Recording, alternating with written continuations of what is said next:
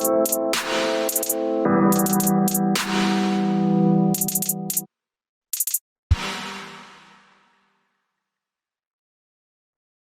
les gars et bienvenue dans cette autre partie là où on va terminer avec le caractère responsive du menu de notre site. Quand on a regardé cette partie, on avait cette icône qui était ici, mais chez nous cette icône n'apparaît nulle part. Donc il faudra ajouter cette icône et ajouter la fonctionnalité qui fait en sorte que lorsqu'on clique, que ça nous fasse sortir le menu et lorsqu'on clique de nouveau, que ça nous cache le menu. Donc pour ce faire, rien de bien compliqué, on va revenir dans notre éditeur de texte et la première chose qu'on doit faire, c'est d'ajouter d'abord cet élément dans notre HTML parce qu'on ne l'avait pas ajouté jusqu'à présent. Donc juste après le end navigation, on va mettre un élément de type A qui aura la classe hamburger et qui aura également l'identifiant hamburger. À l'intérieur de ce A, on va mettre un I qui aura la classe face puis fa bar. Simplement comme ceci. On va mettre un commentaire pour nous indiquer que nous sommes au niveau de l'icône du menu responsive. Responsive menu icon. On referme. Regardons notre navigateur. On actualise et là on ne voit rien. Qu'est-ce qu'on a mal écrit? Revenons dans l'éditeur. On écrit. On ne voit pas l'icône. Face. OK. Ici on oublie un S. On va sauvegarder et on regarde de nouveau. Si vous remarquez, il y a une icône qui vient tout juste d'apparaître. C'est vrai qu'elle est relativement sombre, on ne la voit pas, mais on va donner un style à cette icône et elle sera désormais visible. On va se rendre dans notre éditeur de texte et au niveau du fichier header.css, on va commencer son style. On va la cibler grâce à sa classe hamburger et on va lui donner un certain nombre de styles, notamment un display block, une position absolue, un font size à 2 rem, une couleur $main color, sa position à droite right 20 pixels, sa position en haut top 10 pixels et son padding qui sera simplement 0 et 0,5 rem. Dans un premier temps, regardons ce qu'on obtient.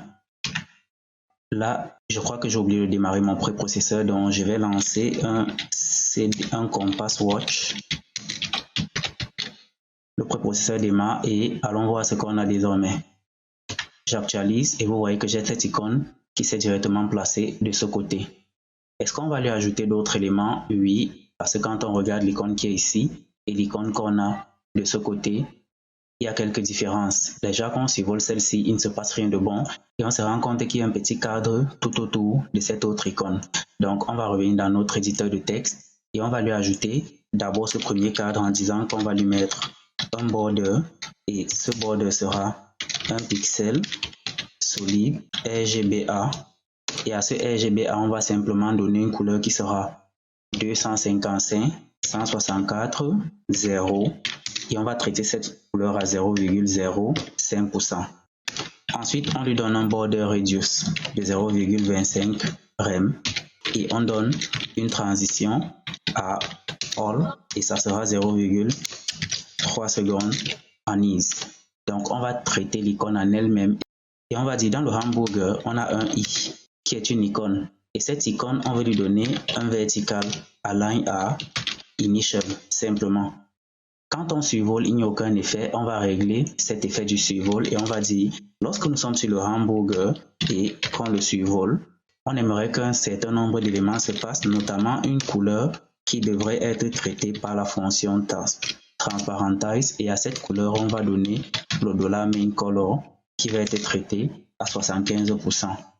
Ensuite, on aura le border color qui sera également traité de la même façon en transparentize. Et on va lui donner un $main color, mais cette fois-ci traité à 65%.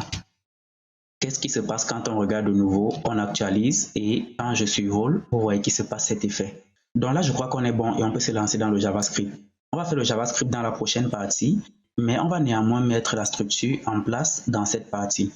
Dans le dossier Assets, je vais venir créer un nouveau dossier que je vais appeler JS. Et dans ce dossier, je vais simplement créer un fichier qui sera script.js. je crée le fichier, je l'ajoute à l'index guide et on va lier ce fichier à la page HTML. Pour lier le fichier à la page HTML, on va replier ceci. On va venir tout au fond ici après le footer et on va ouvrir un commentaire. Ce commentaire, ce sera pour indiquer qu'on charge les scripts JavaScript. Donc, on va dire JavaScript loading. On va refermer ça et en dessous, on va mettre le script. Dans le script, on a un attribut qui est type. Et pour type, on va dire que c'est text/JavaScript. Ensuite, on va ajouter le deuxième attribut qui est le SRC. Et dans ce SRC, on va cibler le fichier script en question qui est dans Assets. Et dans Assets, on va cibler le JS. Dans le JS, on va cibler script.js. Dès cet instant, on a lié notre fichier JavaScript à notre page HTML. Et pour être sûr que le fichier était lié, on va venir ici, on va dire alert. Et on va simplement dire good. On n'oublie pas le point virgule à la fin. On sauvegarde et on vient actualiser notre page. En actualisant la page, vous vous rendez compte qu'il y a cette fenêtre qui apparaît indiquant good. Ça veut dire que notre fichier JavaScript a bel et bien été chargé. Donc, on va se retrouver dans la prochaine partie et on va écrire le code de JavaScript correspondant.